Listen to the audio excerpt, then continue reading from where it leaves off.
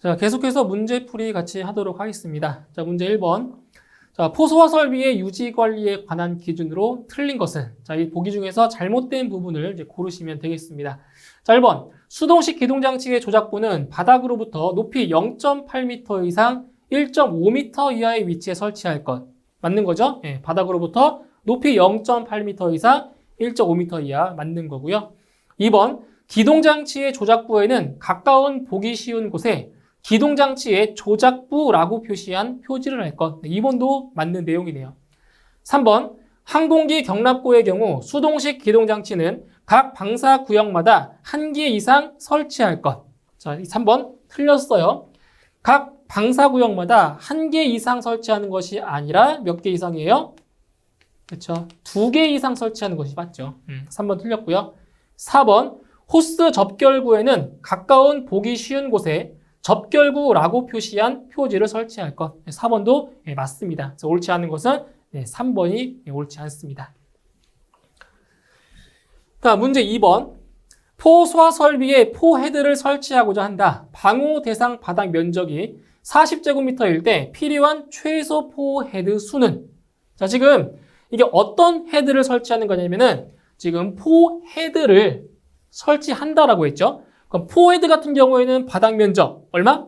9제곱미터마다 1개 이상을 설치한다라고 했습니다. 포헤드는 바닥 면적 9제곱미터마다. 자, 그럼 여기서 이제 계산을 해볼 거예요. 자, 포헤드의 수는 바닥 면적을, 지금 바닥 면적이 40이니까 바닥 면적을 자, 기준 면적으로 나누시는 거예요. 기준 면적이 9제곱미터죠. 예, 9제곱미터마다 1개 이상을 설치하니까. 그래서 9제곱미터분의 40제곱미터를 해주면 이 값이 대략 4.44 정도가 나와요. 그래서 절상해주면 몇 개다? 5개라는 거네요. 절상. 반드시 절상은 해줘야 돼요. 그래서 최소 몇 개다? 5개를 설치를 해야 됩니다. 정답 2번입니다. 다음 문제 3번. 펌프의 토출관과 흡입관 사이의 배관 도중에 설치한 흡입기에 펌프 토출량의 일부를 보내어 농도 조정 밸브에서 조정된 포소화약제의 필요량을 포소화약제 탱크에서 펌프 흡입 측으로 보내어 조합하는 방식은? 자, 지금 뭐라고 했어요? 지금 키워드 보세요. 농도 조정 밸브 나왔죠? 농도 조정 밸브 나왔고요. 그 다음 펌프 흡입 측으로 보내서 자, 조합한다. 이게 뭐예요? 바로 펌프 프로포셔너 방식인 거죠. 그래서 키워드를 좀 기억하세요. 키워드. 농도 조정 밸브. 그리고 펌프 흡입 측으로 보냈다. 바로 펌프 프로포셔너 방식입니다. 이렇게 키워드를 기억을 하시면 쉽게 답을 구하실 수가 있습니다. 그래서 이 프레셔 사이드 프로포셔너 방식 같은 경우는 어떤 키워드가 있었어요? 이거는 압입기. 압입기 나오면 무조건 이거라고 했죠. 압입기. 그 다음 라인 프로포셔너 방식. 이거는 이제 벤츄리 작용인데 벤츄리 작용에서 여기서 그 압력. 자, 압력에 의한 조합이다. 압력이 나오면 프레셔 프로포셔너 방식. 이게 아니면 압력이 아니면 라인 프로포셔너 방식. 그래서 이렇게 구분하시면 돼요. 그러니까 여기서는 두 개 다 이제 벤츄리 작용이 나오는데 압력이 나오면 프레셔 프로포셔너 방식. 압력이 안 나오면 라인 프로포셔너 방식. 이렇게 구분하시면 쉽게 답을 구할 수가 있겠습니다. 정답 4번입니다. 다음 문제 4번. 포소화 설비의 자동식 기동장치로 폐쇄형 스프링클러 헤드를 사용하는 경우에 설치 기준 중 다음 괄호 안에 알맞은 것은? 자, 지금 세 군데 괄호 안을 지금 채워주시면 되겠습니다. 첫 번째, 자, 표시 온도가 몇 도씨 미만? 표시 온도가 79도씨죠. 자, 표시 온도가 몇 도씨라고요? 79도씨 미만인 것을 사용하고 한 개의 스프링클러 헤드의 경계 면적은 얼마 이하다? 경계 면적은 20이죠, 20. 경계 면적 20제곱미터 이하로 할 것. 그 다음 두 번째, 부착면의 높이는 바닥으로부터 몇 미터 이하라고 했어요? 부착면의 높이는 바닥으로부터 몇 미터 이하다? 5m 이하네요. 5m 이하로 하고 화재를 유효하게 감지할 수 있도록 할 것. 그래서 79, 25가 순서대로 들어가면 되겠네요. 정답 4번에 있습니다. 4번. 다음 문제 5번. 차고 및 주차장에 담배포 소화약제를 사용하는 포 소화 설비를 설치하려고 한다.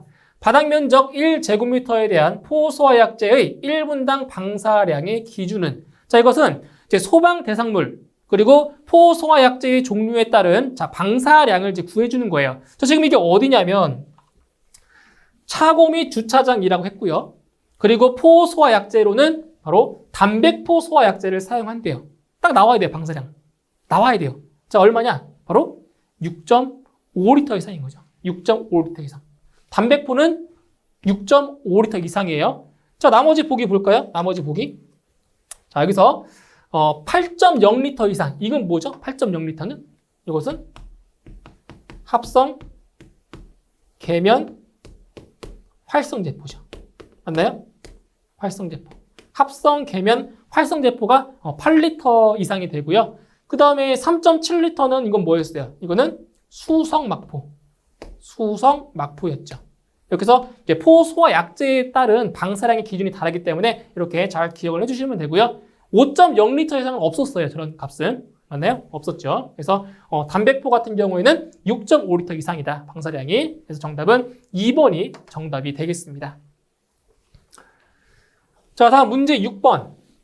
포 소화 설비의 화재 안전 기준에서 고정포 방출구 방식으로 소화 약제를 방출하기 위하여 필요한 양을 산출하는 다음 공식에 대한 설명으로 틀린 것은, 자, 여기서 고정포 방출구에 따른 이제 그 포 소화 약제의 저장량을 구하는 공식 중에서 여기서 이제 각각 해당하는 값을 자, 틀린 것을 고르시는 거예요. 자, 먼저 Q의 값. 포 소화 약제의 양이다. 어때요? Q. 맞죠? 이게 포 소화 약제의 저장량을 구하는 공식이잖아요. 그래서 1번 맞고요. 2번 T는 뭐겠어요? 타임. 방출 시간. 맞죠? 3번 A는 탱크의 최적이 뭐예요? 최적. 부피죠, 부피? 틀렸죠. 요 A는 탱크의 최적이 아니라 이건 뭐예요? 탱크의 액표 면적이죠. 표면적. 그래서 단위가 면적이니까 제곱미터가 되는 거예요. 그러니까 탱크의 최적 아니에요. 바로 탱크의 액표 면적이 바로 A 값입니다. 틀렸네요, 3번. 자, S. 포 소화 약제의 사용 농도. 맞는 거죠, 농도. 그래서 옳지 않은 것은 3번이 되겠습니다. 정답 3번. 다음 문제 7번. 포 헤드를 정방형으로 설치 시 헤드와 벽과의 최대 이격거리는 약 몇 미터인가?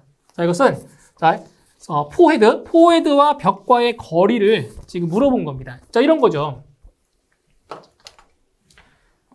자, 지금 여기 벽이 이렇게 설치가 되어 있고요. 이 벽이고요. 자, 이게 정방형으로 이렇게 포헤드를 설치했다고 할게요. 정방형으로, 정사각형 형태로. 자, 그때 이제 이 포헤드와 포헤드 사이의 거리, 이 거리를 우리가 뭐라고 했어요? 이거를 S라고 했죠? S. 근데 문제에서 구하고자 하는 거는 뭐냐? 이 포헤드와 벽과의 거리를 지금 물어본 거예요. 이거 거리. 그런데 이 포헤드와 벽 사이의 거리 있죠? 이 거리는 헤드와 헤드 사이의 거리 S, 이거의 2분의 1 이하입니다. 2분의 1 이하예요. 2분의 1 이하. 그러면은 여기서 헤드와 헤드 사이의 간격, 이걸 알면 이 값 구할 수 있겠죠. 근데 지금 포헤드를 정방형으로 지금 배치했대요. 정방형으로. 그러면 공식 S는 2R 곱하기 코사인 몇 도? 45도라고 했네요. 45도.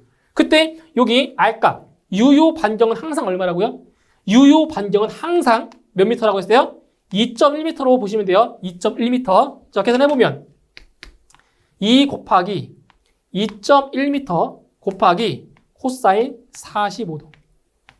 이겁니다. 자, 이걸 계산하시면 돼요. 계산해 주시면 이 값이 대략 2.97m 정도가 돼요. 이렇게. 이게 바로 S의 값이에요. S의 값. 그러면은 얼마가 돼요? 2분의 1 곱하기 2.97m는 대략적으로 1.48m 정도가 나옵니다. 이렇게. 정답 1번입니다. 네, 그래서 포헤드와 벽 사이의 거리는 포헤드 사이의 거리, 간격의 얼마라고요? 2분의 1 이하라고요. 이거 좀 기억을 하시면 됩니다. 자, 그리고 좀 더 쉽게 구할 수 있는 방법도 있는데, 지금 이게 S죠, S. 이거의 얼마라고 했어요? 2분의 1이라고 했죠? 맞나요? 2분의 1. 그러면은 이거 약분 되네요, 약분. 예, 그 요값. 이 값이 바로 1.48 나오겠네요. 이렇게 계산하셔도 돼요. 그래서 정답 1번이 정답이 되겠습니다. 자, 다음 문제 8번. 바닥 면적이 180제곱미터인 호스릴 방식의 포소화 설비를 설치한 건축물 내부에 호스 접결구가 2개이고 약재 농도 3%형을 사용할 때 포약재의 최소 필요량은 몇 리터인가? 자, 여기 보세요. 이게 고정포 방출구 방식인지 아닌지를 먼저 보셔야 됩니다. 지금 이게 어떤 방식이라고 했어요? 지금 호스릴 방식이라고 했죠. 그럼 우리가 알고 있는 고정포 방출구 A, Q1, TS. 자, 이거 쓰면 돼요, 안 돼요? 이 공식이 많이 나오긴 하지만 이거 쓰면 안 된다고요. 왜? 호스릴 방식이니까. 맞나요? 호스릴. 그러면 호스릴 방식일 경우에는 자, 어떤 공식이 있었어요? Q는 N 곱하기 S 곱하기 얼마였어요? 6,000리터. 이거였죠? 이거예요. 그래서 호스릴 방식인 경우에는 이 공식으로 구하시는 겁니다. 그때 요 N값. 자, 최대 몇 개라고 했어요, 최대 몇 개? 최대 5개까지 적용 가능하다고 했습니다. 5개까지. 근데 문제에서 지금 호스 접결구의 개수가 몇 개입니까? 2개죠, 2개. 그러니까 크게 문제 없겠네요. 2개니까. 자, 대입을 해볼게요. 자, 호스 접결구의 개수 2개니까 N에다가는 2개 대입해 주시고요. 자, 농도가 지금 몇 %라고 했어요? 3%. 그럼 여기다가 3을 딱 넣으면 안 되겠죠? 3을 넣으시면 안 돼요. 0.03을 넣으셔야 됩니다. 0.03 곱하기 6,000. 자, 여기서 끝이 아니네요. 자, 어떤 걸 보셔야 돼요? 지금 바닥 면적이 180이죠? 그럼 바닥 면적이 200제곱미터 이하일 때는 어떤 되겠어요? 200제곱미터 안 될 때는 75%. 맞죠? 200제곱미터 안 되잖아요. 그러니까 여기에다가 얼마 곱하라고요? 곱하기 0.75를 해줘야 돼요. 200이 안 되니까 면적이. 그죠? 이렇게 해서 계산을 해 주시게 되면 바로 270이 나오게 되네요. 270리터. 그래서 이거 0.75 곱하는 거, 그러니까 바닥 면적이 200제곱미터 미만일 때 몇 프로? 75%라는 거, 이거 꼭 기억하셔야 됩니다. 정답 3번에 정답이 있네요. 자, 다음 문제 9번. 포소화 설비의 배관에 대한 설명으로 틀린 것은? 네, 잘못된 내용을 자, 고르시면 됩니다. 자, 1번. 송액관은 적당한 기울기를 유지하고 그 낮은 부분에 배액 밸브를 설치한다. 어때요?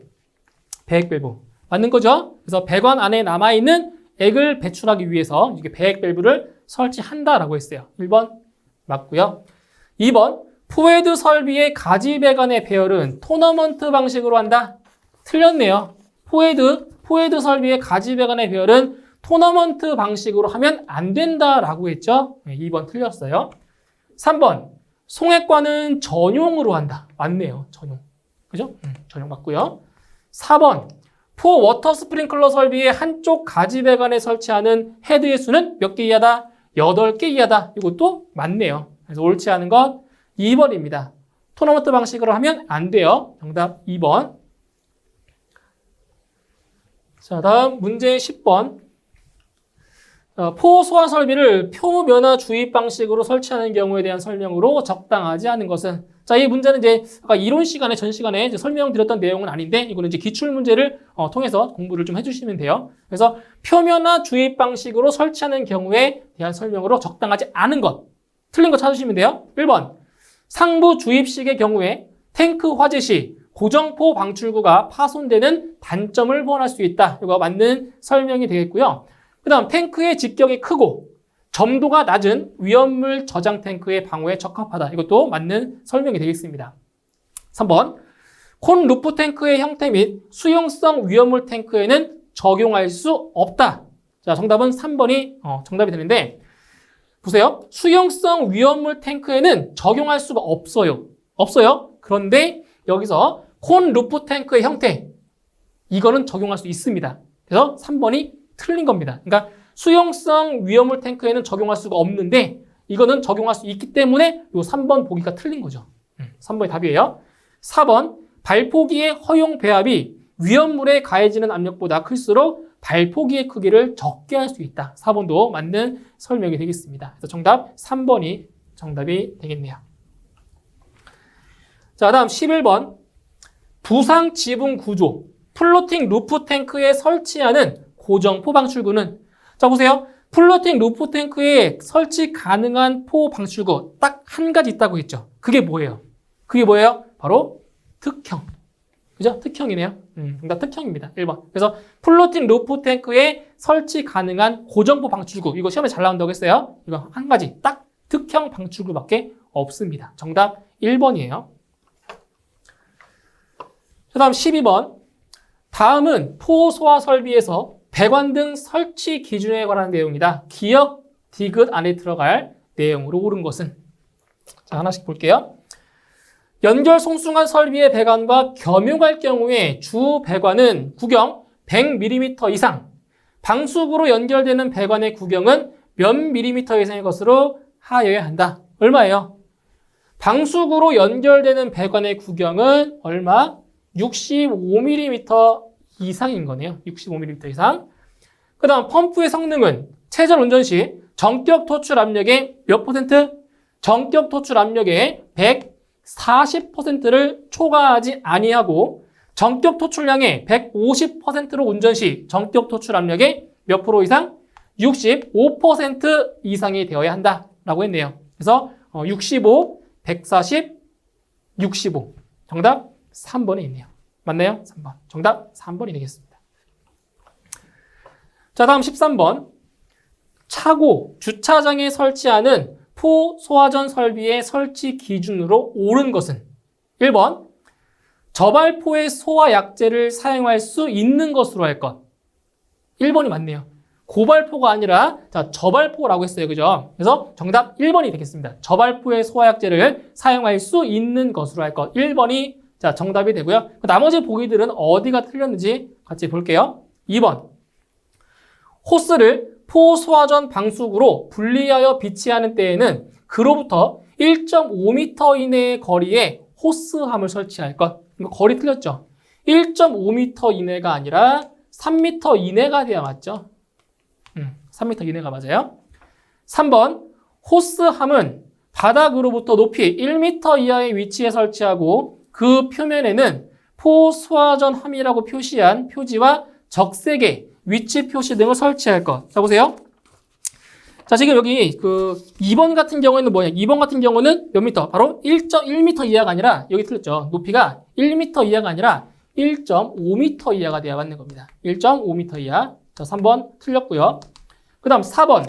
방호 대상물의 각 부분으로부터 하나의 포 소화전 방수구까지의 수평거리는 15m 이하가 되도록 하고 호스의 길이는 방호 대상물의 각 부분에 포가 유효하게 뿌려질 수 있도록 할 것. 자, 틀렸죠? 거리가. 그래서 지금 여기 보시면 포 소화전 방수구잖아요. 포 소화전 방수구이기 때문에 15m 이하가 아니라 몇 미터? 25m 이하가 돼야 맞는 겁니다. 맞나요? 그래서 옳게 설명된 것은 1번이 옳게 되었습니다. 정답 1번. 자, 다음 14번 문제. 포소화 설비의 자동식 기동장치의 설치 기준 중 다음 괄호 안에 알맞은 것은 단, 화재 감지기를 사용하는 경우이며 자동 화재 탐지 설비의 수신기가 설치된 장소에 상시 사람이 근무하고 있고 화재 시 즉시 해당 조작부를 작동시킬 수 있는 경우는 제외한다라고 했습니다. 자, 하나씩 볼게요. 자, 화재 감지기 회로에는 다음의 기준에 따른 발신기를 설치할 것.